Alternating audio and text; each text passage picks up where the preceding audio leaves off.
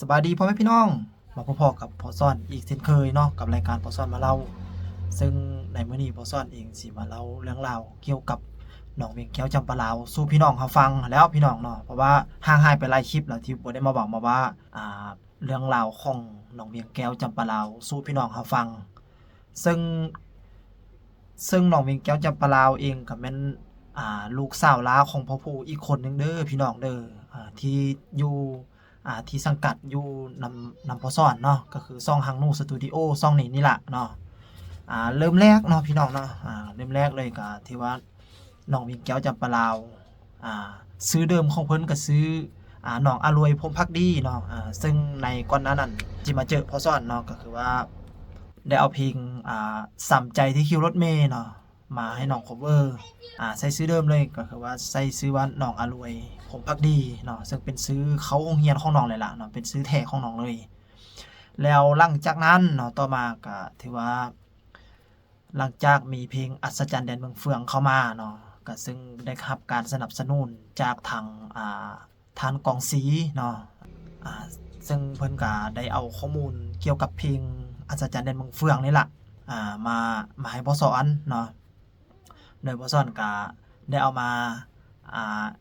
เรียบแล้วก็มาแต่งทำนองใหม่แล้วก็มาเพิ่มคำเว้าคำว่าก็คือมาเพิ่มเนื้อเพลงขึ้นให้มันมีอรรถรสแล้วก็ให้มันลงตัวกับน้องที่สุดเลยกับเพลงอัศจรรย์แดนเมืองเฟืองหั้นเนาะซึ่งในเวลานั้นก็ถือว่าพอดีถึกช่วงจังหวะที่อาจารย์ภูศิวิไลเพิ่นมาเยี่ยมยามพ่อสอนเนาะเป็นครั้งทำอิฐที่เพิ่นมาหาพ่อสอนฮอดบ้านฮอดเฮือนเลยล่ะพี่น้องเนาะฮอดหม้องนี้เลยล่ะหม้องที่เฮาอยู่นี่เลยล่ะหลังจากนั้นก็ถือว่าได้เอาเพลงอัศจรรย์แดนเมืองเฟืองนี้มาให้ทางอาจารย์ภูศิวิไลเพิ่นเบิ่งเนาะแปลงคำเว้าคำว่ามาแปลงเนื้อหองทำนองให้ใหม่เนาะก็ถือว่ามาเป็นเพลงอัศจรรย์แดนเมืองเฟืองในฉบับที่น้องเวียงแก้วที่จะห้องลงโตได้เป็นอย่างดีนะพี่น้องเนาะซึ่งเพลงนี้ก็ปล่อยออกไปแล้วปีกว่าๆแล้วได้พี่น้องก็ถือว่าเข้าไปฟังได้เนาะทางช่องหางนุ่งสตูดิโอของพวกเราแล้วหลังจากนั้นเนาะก็ถือว่าถ้าจะเอาซื้อเดิมของน้องเวียงแก้วเข้ามาเนาะก็เป็นซื้ออรวยพรหมภักดีคือเก่านะแล้วก็เลยว่ามีการปรึกทางพ่อสอนเองก็ได้ปรึกษาอาจารย์ภูศิวิไลว่าสิตั้งซื้อน้องให้จังได๋เนาะนะทั้งที่อ่า แล้วหลังจากนั้นเนาะสิตั้งซื้อน้องจังได๋เนาะแล้วก็เลยว่าพ่อสอนก็ส่งรูปอ่าไปทาง LINE เอามาให้อาจารย์ภูเบิ่งแล้วอาจารย์ภูก็แล้วก็เลยได้ชื่อว่าเวียงแก้วจำปาลาวมาฮอด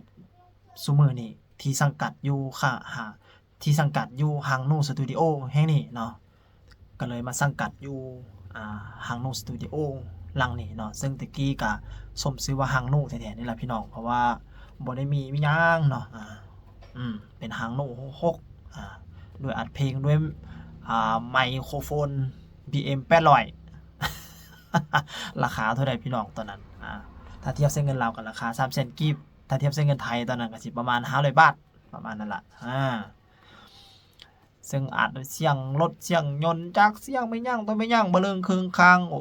แต่ก็ถือว่าทางเทคนิคเพิ่นก็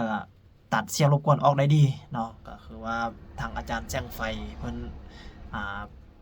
ส่งไปให้อาจารย์แจ้งไฟเพิ่นมิกซ์เสียงให้แล้วก็เชื่อว่าเสียงก็ออกมาแต่ว่าได้ดีพอสมควร ดนตรีก็ดนตรีบ้านๆนี่แหละเฮ็ดตามภาษาเฮามักกันล่ะนะพี่น้องเนาะเพื่อว่าสิมา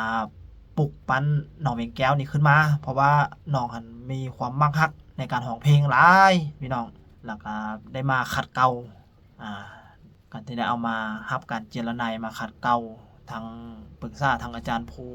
ศิวิไลแด้แล้วก็ทางพ่อสอนเองแด้ก็ทุ่มเทกันเนาะก็ถือว่าเพลงนั้นก็ถือว่าสำเร็จไปมาถึงเพลงอ่าจากใจซาลงลีกบัดนี้เนาะก็ถือว่าทางพ่อสอนเองก็ได้อ่าคำร้องทำนองเองนั่นล่ะตัวนี้เนาะดนตรีก็เฮ็ดเอง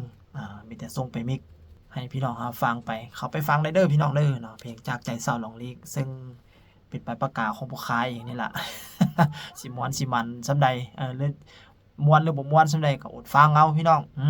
เข้าไปแล้วก็ต้องฟังเด้ฟังให้จบอีกสำหรับก็ถือว่าเป็นการสนับสนุนอีก2ทางหนึงเนาะพี่น้องเนาะแล้วก็กำลังสิได้รับข่าวดีไวๆนี้ก็คือทางอาจารย์ภูศิวิไลเนาะเพิ่นกำลังสิแต่งเพลงให้น้องเวียงแก้วจับปะลาวขับห้องเพราะว่าเพิ่นได้มาฟังน้ำเสียงของน้องแล้วเนาะจนฮอดเมืองเฟืองเลยในมื้อนั้นเนาะซึ่งจะมีทั้งน้องธิดาลาวแด้แล้วก็ทางอาจารย์ภูศิวิไลแด้แล้วก็แม่เพิ่งแด้แล้วก็ทีมงานของเพิ่นเนาะหลายๆคนทั้งแม่เตือนพ่อโก้น้องไอ้น้องปราดมาเบิดเลยมื้อนั้นนะมาเยี่ยมยามพอซ้อนฮอดเมืองเฟืองเลยแล้วซึ่งพอภูศิวิไลเพิ่นก็ได้มาฟังน้ำเสียงของน้องด้วยตัวเองล่ะในมื้อนั้นเนาะแต่ว่าก็ยังบ่ทันคักทันแน่พอปานใดเนาะเพราะว่าเนื่องจากว่าเวลาเนาะพี่น้องเนาะมันถูกจำกัดนั่นล่ะก็ถือว่าอย่างน้อยๆก็ถือว่าผู้เพิ่นเป็นครูบาอาจารย์เนาะถ้าเพิ่นฟังน้ำเสียงปึ๊บวันนึงเพิ่นก็จะรู้แล้วว่าน้องเวียงแก้วนี่เหมาะสมกับเพลงแบบใดสไตล์ใดพวกเฮาก็รอท่าติดตามเบิ่งนำกันเนาะว่าพ่อผู้เพิ่นจะเขียนเพลงแบบใดให้กับน้องเวียงแก้วจับปะลาวก็มารอท่าติดตามเบิ่งนำกันในส่วนเพลงฮอดฟันข้ามโค้งเนาะฉบับคัฟเวอร์ของน้องเวียงแก้วจับปะลาวซึ่งตอนนี้ก็เดินทางไปถึงที่แสนกว่าวิวแล้วพี่น้องเนาะก็ขอขอบใจนำพ่อแม่พี่น้อง FC เบิดทุกคนที่ช่วยสนับสนุนช่วยเชียร์ส่งกำลังแรงใจให้น้องเวียงแก้วจับปะลาวผู้นี้เนาะได้มายืนจัดอยู่ในวงการนี่ถือว่าเป็นความฝันของน้องเพราะว่าน้องหันมักในการร้องรำทำเพลงเนาะเรียนก็เก่งอีกเด้พี่น้องเรียนหนังสือก็เก่งอีกน้องเวียงแก้วนี่ถือว่าได้ที่1บ่ที่1ก็ที่2บ่ที่2ก็ที่3พี่น้องถือว่าติดอันดับตลอดเลยเนาะบ่ว่าจะเป็นเรื่องเวียกงานศิลปะหรือจะเป็นทางเรื่องการเรียนสิน้องก็บ่ได้ละเลยได้พี่น้องก็ถือว่ารอท่าติดตามผลงานเพลงใหม่ของน้องเวียงแก้วจับปะลาวเนาะในไวๆนี่ล่ะพี่น้องสำหรับคลิปนี้ก็พอซ้อนเองก็สิขอลาไปก่อนเด้อพี่น้องเด้อพบกันใหม่ในคลิปหน้าเนาะขอให้ท่านนั้น